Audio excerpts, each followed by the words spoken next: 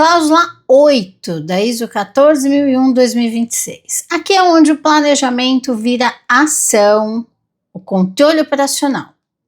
Bom, vamos guardar em mente que controle operacional é toda a ação planejada que reduza ou elimine o aspecto na sua geração ou o impacto no seu efeito, tá bom?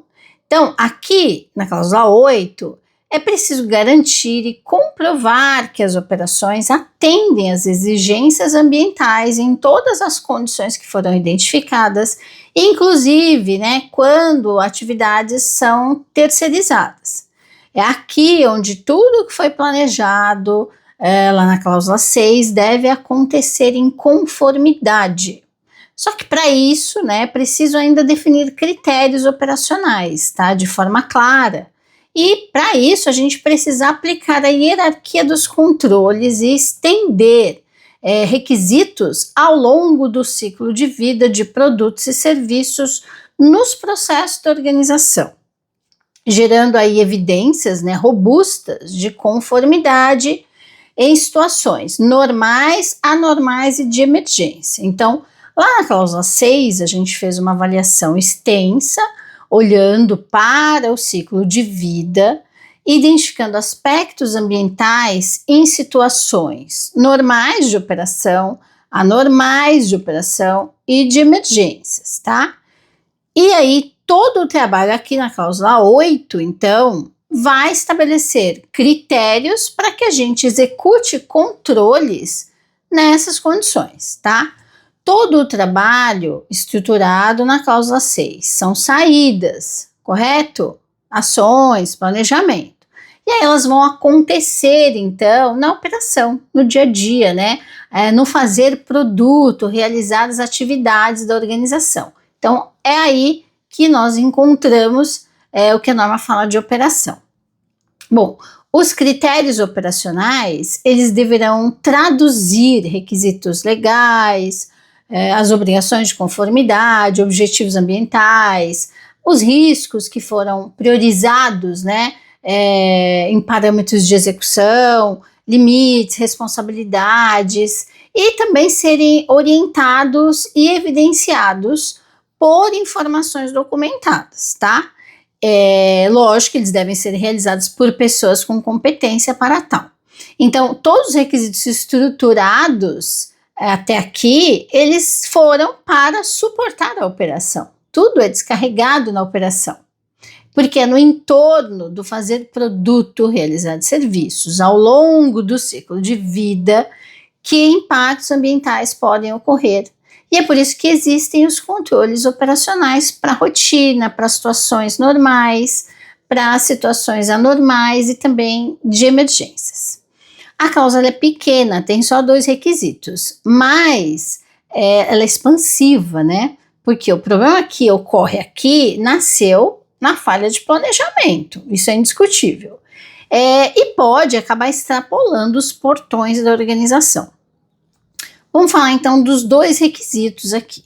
O requisito 8.1 vai falar do planejamento e o controle operacional, que trata objetivamente de implementar os controles necessários e então controlar para a gente poder atender os requisitos do sistema de gestão ambiental. Na prática, isso significa estabelecer critérios operacionais claros para cada processo que tenha impacto ambiental. Lógico que o que não tem o impacto ambiental significativo também tem que ter controle, tá? Controlar esses processos de acordo com os critérios que foram definidos, tá? E também envolve aí controlar os processos terceirizados, a gente pode falar aí fornecedores, contratados, aqueles que trazem impacto ambiental. Por quê? Porque isso não termina nos portões da empresa, seja uma indústria, seja uma empresa de serviços, tá? Isso se estende na perspectiva do ciclo de vida de produtos e serviços. Geralmente, nessa perspectiva, a gente tem muitos terceiros atuando, tá bom? E aí, a gente vai atuar com esses terceiros, esses processos terceirizados, numa visão de controle ou de influência, tá? Não tem não fazer nada. Se tem terceiros, né, na extensão do ciclo de vida, a gente vai controlar ou influenciar, ou controlar e também influenciar, como queira. Bom, a gente também tem o requisito 8.2. O requisito 8.2, ele vai tratar da preparação e resposta a emergências. Porque a organização, ela precisa estar preparada para poder responder a situações de emergência potenciais. Por que potenciais? Porque elas existem. Existem aspectos, né, na sua operação e eles podem causar impactos ambientais e também se transformar em situações de emergências.